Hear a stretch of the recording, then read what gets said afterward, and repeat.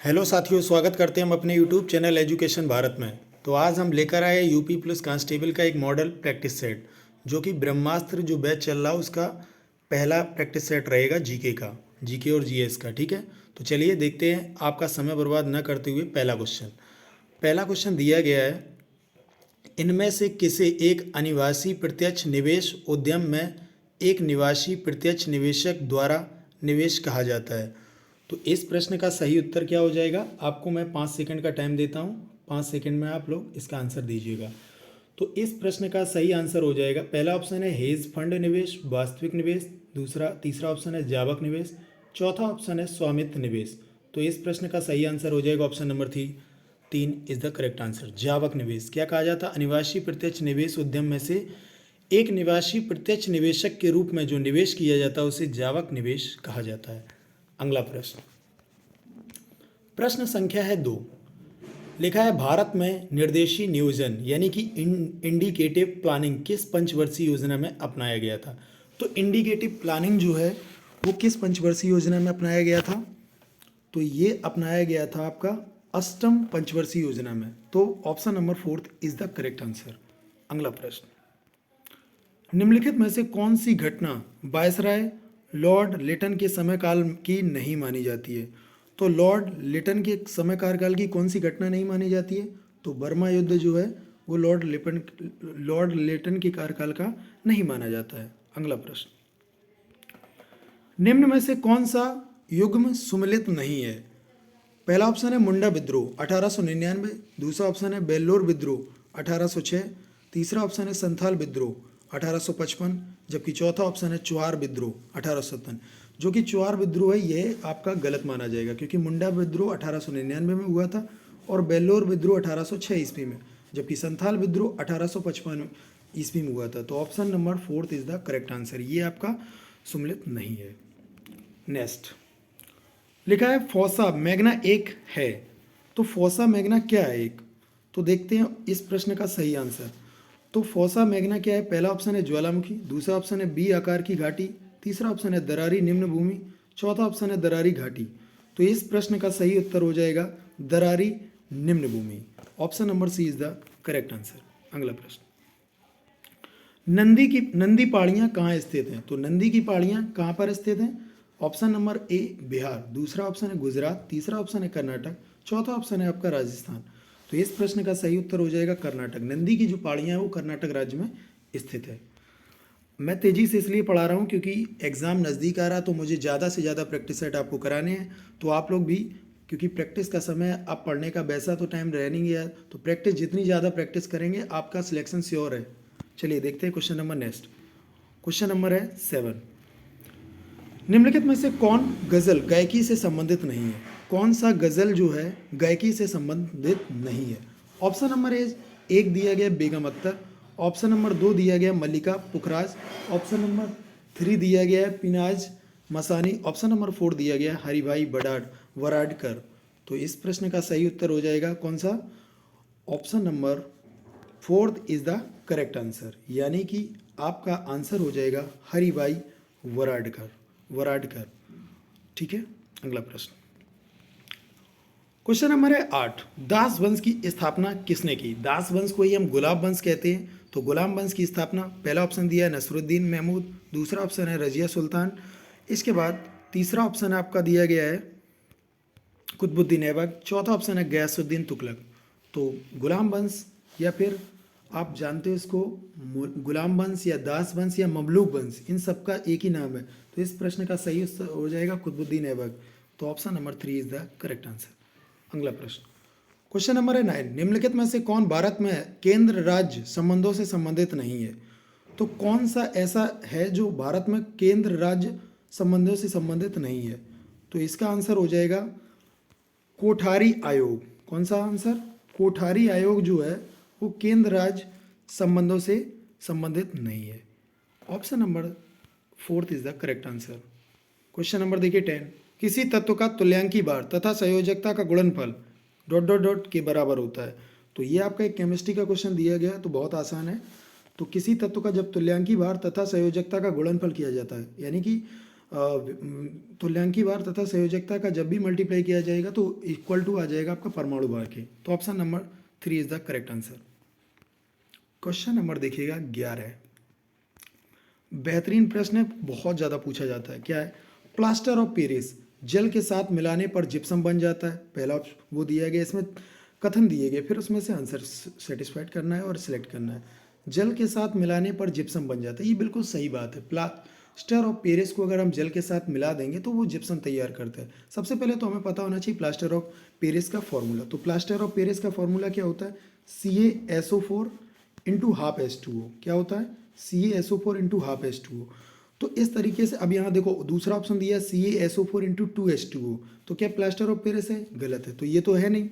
और तीसरा ऑप्शन दिया गया सजावट के लिए उपयोग किया जाता है। बिल्कुल सही है, प्लास्टर ऑफ पेरिस को हम सजावट के लिए उपयोग करते हैं। तो दूसरा ऑप्शन गलत है, तो पहला और तीसरा सही हो जाएगा। तो ऑप्शन नंबर कौन सा हो जाएगा? ऑप्शन नंबर दूसरा इज द करेक्ट आंसर। ठीक है, अगला प्रश्न। प्रश्न संख्या 12। भारतीय संसद में कौन सी परिस्थिति में सदन किसी सदस्य की सीट को रिक्त घोषित कर सकता है? यानी कि भारतीय संसद है, उसमें कौन सी ऐसी परिस्थिति कंडीशन आ जाएगी जिसमें सदन जो होता है वो किसी सदस्य की सीट को रिक्त घोषित कर सकता है। पहला ऑप्शन है यदि वह लगातार 60 दिनों से सदन की सभी सभाओं से अनुपस्थित हो। दूसरा 45 दिनों से अनुपस्थित हो। तीसरा 30 दिनों से अनुपस्थित हो। चौथा 21 दिनों से सभी सभाओं से अनुपस्थित हो। तो इस प्रश्न का सही जो आंसर आएगा आपका, तो आपको याद रखना होगा, इसका जो सही आंसर हो जाएगा option number A is the correct answer. यानी कि सदन में अगर 60 दिनों से वो अनुपस्थित है तो उसकी सीट को वो क्या कर देगा? सदन रिक्त कर देगा, रिक्त घोषित कर देगा। अगला प्रश्न। बजट में प्रायः 3 संसदीय सत्र होते हैं। बजट में 3 संसदीय सत्र होते हैं। कौन कौन से सत्र होते हैं? पहला ऑप्शन है बजट सत्र, मानसून सत्र तथा डॉट डॉट डॉट। तो 3 होते हैं। बजट सत्र होता है पहला, दूसरा मानसून सत्र होता है, तीसरा कौन सा होता है? तो ये पूछा गया है। तो ऑप्शन पहला दिया शरद ऋतु सत्र, इसके बाद ग्रीष्मकालीन सत्र, तीसरा ऑप्शन है शीतकालीन सत्र, और इनमें से कोई नहीं। तो आपको टिक करना होगा। आप सब लोग जानते हैं ये कौन सा होता है, शीतकालीन सत्र और ग्रीष्मकालीन। तो देखो यहाँ पर ऑप्शन तुम्हें दिया गया था, पहला कौन सा था? देखो बजट सत्र, मानसून सत्र, ठीक है। तो शीतकालीन सत्र ये हो जाएगा आपका, ठीक है। Option number 3 is the correct answer. इसके बाद देखिए 14 नंबर। इनमें से कौन से यकृत से निकले पित्त रस के कार्य हैं? तो पहला ऑप्शन है अमाशय से आने वाले भोजन को क्षारीय बनाना। दूसरा ऑप्शन है प्रोटीन को अमीनो अम्ल में परिवर्तित करना। और तीसरा है वसा को छोटी छोटी गोलियों में खंडित करना, ठीक है। तो यहाँ पर आपका पित्त रस यानी कि यकृत से निकलने वाला पित्त रस का क्या होता है काम? तो अमाशय से आने वाले भोजन को वो क्षारीय बना देता है, ठीक है। और वसा को छोटी छोटी गोलियों में खंडित करता है। प्रोटीन को अमीनो अम्ल में परिवर्तित करने का कार्य ये नहीं है। तो ऑप्शन नंबर कौन सा हो जाएगा? पहला और तीसरा। तो पहला और तीसरा कौन सा? Option number 3 is the correct answer, ठीक है। अगला प्रश्न।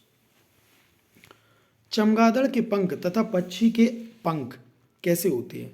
ऑप्शन है सवर्द्वी, विषमरूप, समजात, समरूप। तो आपको याद रखना होगा चमगादड़ के जो पंख होते हैं और पक्षी के पंख वो एक प्रकार से समजाती होते हैं। Option number 3 is the correct answer. 16 number. चीन द्वारा निर्मित विश्व के सबसे बड़े उभयचर विमान का कोड का नाम क्या है? चीन द्वारा निर्मित किया गया विश्व के सबसे बड़े उभयचर विमान, तो इसका नाम क्या है? उस कोड का नाम क्या है? कुनलोंग। कौन सा है? Kunlong. Option number A is the correct answer. अब ये आ गया सवाल, ये है फिजिक्स का सवाल। 4 वोल्ट विभवांतर के 2 बिंदुओं के बीच 20 कूलाम आवेश ले जाने के लिए कितना कार्य करना पड़ेगा? तो आपको फॉर्मूला पता होगा सभी को, क्या होता है? W बराबर वी क्यू। क्या होता है? W बराबर वी क्यू। तो यहाँ पर V कितना दिया गया? 4 वोल्ट, और Q कितना दिया गया है? 20 कूलाम। तो 20 शो को 80, यानी कि हमारा जो वर्क करना पड़ेगा वो 80 जूल। कितना? 80 जूल। तो ऑप्शन नंबर हो जाएगा आपका तीसरा इज द करेक्ट आंसर। तो 80 जूल आपका कार्य करना पड़ेगा। अगला प्रश्न। अगला प्रश्न है दोस्तों, निम्नलिखित में से क्या जम्मू और कश्मीर में स्थित है? तो कौन सा? यहाँ पर 4 प्रकार के तुम्हें दिए गए, कुछ उद्यान है, अभ्यारण्य है। दाचिंगम राष्ट्रीय उद्यान, तो आप सबको पता है कि जम्मू कश्मीर का जो फेमस है दाचिंगम राष्ट्रीय उद्यान, यही इस प्रश्न का सही उत्तर हो जाएगा। अगला प्रश्न। डॉट डॉट की शक्ति के परिमाण को रिएक्टर पैमाने पर व्यक्त किया जाता है। तो कौन सी, मतलब शक्ति के परिमाण को रिएक्टर पैमाने, तो आपको पता होना चाहिए क्या कि कौन सा ऐसा जो है रिएक्टर पैमाने पर मापा जाता है। तो भूकंप की जो तीव्रता है वो रिएक्टर पैमाने, भूकंप जो है रिएक्टर पैमाने पर मापा जाता है। Option number 3 is the correct answer. Next, computer के संदर्भ में ट्रैकर बॉल एक डिवाइस है। ट्रैकर मोस्ट इंपॉर्टेंट क्वेश्चन रहेगा ये, यूपी प्लस हो या एसआई हो, क्योंकि ये ट्रैकर बॉल बहुत ज़्यादा कॉम्प्लिकेटेड है और पूछा जाता है। तो ट्रैकर बॉल जो है वो एक प्रकार का इनपुट डिवाइस है। तो option number 3 is the correct answer. तो 20 क्वेश्चन कंप्लीट हो गए। अगला प्रश्न,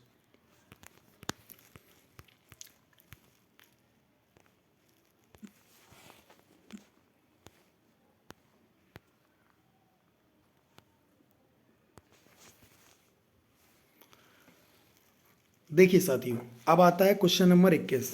भारत के किस राज्य में लिंग अनुपात न्यूनतम है? तो ये तो बहुत आसान प्रश्न आ चुका है। कौन सा? भारत में सबसे लिंग अनुपात जो है सबसे न्यूनतम है। तो ये हरियाणा राज्य है जिसमें सबसे लिंग अनुपात सबसे न्यूनतम है। भारत के कौन से राज्य की साक्षरता दर सर्वाधिकतम है? तो ऑप्शन दिए गए 4, आंध्र प्रदेश, लक्षद्वीप, केरल, मिजोरम। तो आप सबको पता होना चाहिए केरल राज्य की साक्षरता दर बहुत अधिक है, सबसे अधिक। मज्जा कोलेजन के गठन में कौन सा विटामिन मदद करता है? तो जो कोलेजन होता है यानी कि जिसको हम मज्जा कहते हैं, कि उसका गठन में कौन सा विटामिन मदद करता है? तो विटामिन सी। तो आप लोग खाते रहिए विटामिन सी, और कोलेजन की गठन में उसको विटामिन मदद करने वाला कौन सा याद कर लेंगे, इस तरीके से आप याद कर लीजिए, विटामिन सी। अगला प्रश्न, अगला प्रश्न है 24 नंबर। ये बहुत ही प्यारा क्वेश्चन है। जनहित याचिका यानी कि PIL मामले पर न्यायाधीश के निर्णय के संबंध में निम्न में से कौन सा सही है? ऑप्शन नंबर ए, एक जनहित याचिका के परिणाम स्वरूप अदालत ने घोषित किया कि रस्सियों से हथकड़ी लगाना और बांधना अमानवीय है और मानव अधिकारों का पूर्ण उल्लंघन है। क्यू नंबर है, जनहित याचिका के परिणाम स्वरूप अदालत ने फैसला सुनाया कि किसी भी मामले में असाधारण मामले को छोड़कर एक बच्चे को जेल नहीं भेजा जा सकता। केवल असाधारण मामला नहीं होना चाहिए, बाकी किसी भी मामले को अगर देखा जाए तो बच्चे को जेल नहीं भेजा जा सकता। तो ये दोनों ही सही है, क्योंकि ये एक प्रकार से हथकड़ी लगाना और बांधना अमानवीय है और मानव अधिकारों का पूर्ण उल्लंघन, तो दोनों सही है। तो आपको याद रखना होगा ऑप्शन नंबर दूसरा, यानी कि पी और क्यू दोनों राइट हो जाएंगे। Next question, question number 25। निम्न में से किसने लेज़र का आविष्कार किया?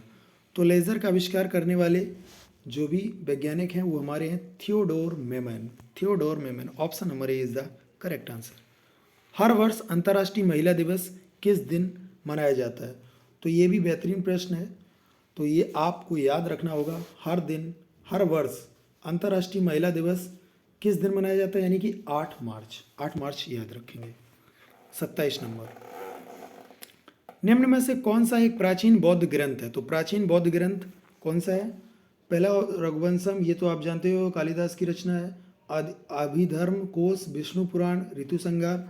तो आपको याद रखना होगा ये जो हमारा प्राचीन बौद्ध ग्रंथ है वो अभिधर्म कोश है। Option number B is the correct answer. केसर को बनाते वक्त पौधे का निम्न में से कौन सा हिस्सा उपयोग में आता है? बेहतरीन प्रश्न। तो पहला ऑप्शन दिया पंखुड़ी, दूसरा ऑप्शन है वर्तिका काग्र, तीसरा ऑप्शन है पत्ता, चौथा ऑप्शन है बाहदल। तो आपको याद रखना होगा इसका सही आंसर होगा वर्तिकाग्र। ऑप्शन नंबर दूसरा इज द करेक्ट आंसर। अगला प्रश्न, 29 नंबर प्रश्न में आ चुके हैं। कौन सा राज्य ऐतिहासिक रूप से भारत का धान भंडार कहा जाता है, सबसे ज़्यादा धान भंडार? तो पहला ऑप्शन है आंध्र प्रदेश, दूसरा ऑप्शन है पंजाब, तीसरा है हरियाणा, फिर है चौथा तमिलनाडु। तो आपको याद रखना होगा धान भंडार जो है वो आंध्र प्रदेश को कहा जाता है। भारत रत्न पुरस्कार के बारे में निम्न में से कौन सा कथन सही नहीं है? भारत रत्न, तो ये भारत का सबसे बड़ा सर्वोच्च सम्मान है जिसे हम भारत रत्न कहते हैं। तो इसकी जो शुरुआत है 1954 में हुई थी। तो पहले तो इसका देखते हैं क्या क्या दिया गया ऑप्शन। इसमें ये पूछा कौन सा सही नहीं है, ये आप लोग ध्यान रखेंगे। ये बच्चे बहुत ज़्यादा गलती करते हैं, पढ़ते नहीं और फिर गलत कर देते हैं, फिर कहते हैं मेरा दिक्कत हो गया। ठीक है, तो इसलिए पहले से ही क्वेश्चन को बहुत ध्यान से और बारीकी से पढ़ें। वह भारत गणराज्य का उच्चतम असैनिक पुरस्कार है। दूसरा ऑप्शन है उसे 1954 में प्रारंभ किया गया था, उसे केवल भारतीय नागरिकों को ही प्रदान किया जाता है। उसे 1954 में सी.वी. रमन और राजगोपालाचार और एस राधाकृष्णन को दिया गया था। तो यहाँ पर देखते हैं, सबसे पहले सही निकाल के देखते हैं और गलत तो अपने आप निकल आएगा। 1954 में हमने प्रारंभ किया था, भारत रत्न बिल्कुल सही है। उसे केवल भारतीय नागरिकों को प्रदान किया जाना चाहिए और फिर दिया गया है। 1954 में सी.वी. रमन और राजगोपालाचार और एस राधाकृष्णन को दिया गया था, ये भी सही है। वह भारत का गणराज्य का उच्चतम असैनिक पुरस्कार है। तो यहाँ पर ये जो गलत हो जाएगा आपका, वह केवल ये बोला गया इसको केवल भारतीय को दिया जाना चाहिए, ऐसा नहीं है, ये और किसी को भी दिया जा सकता है। तो option number 3 is the correct answer, ये गलत है। ठीक है, अगला प्रश्न 31 नंबर, उपरोक्त संकेत क्या दर्शाता है? एक तरफा रास्ता, ओवरटेकिंग निषेध, प्रवेश निषेध, बाहरी वाहनों के लिए प्रवेश निषेध।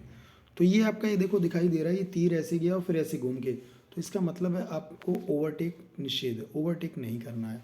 ओवरटेक के लिए ये फिगर यानी कि ये तुम्हें सिंबल दिया गया, याद रखेंगे संकेत। मनरेगा सर्वप्रथम उत्तर प्रदेश के कितने जिलों में लागू किया गया था? बेहतरीन प्रश्न, मनरेगा, क्योंकि उत्तर प्रदेश का सबसे बेहतरीन प्रश्न आएगा मनरेगा का। तो मनरेगा उत्तर प्रदेश के कितने जिलों में लागू किया गया था? आपको याद रखना होगा 22 जिले, 22 डिस्ट्रिक्ट।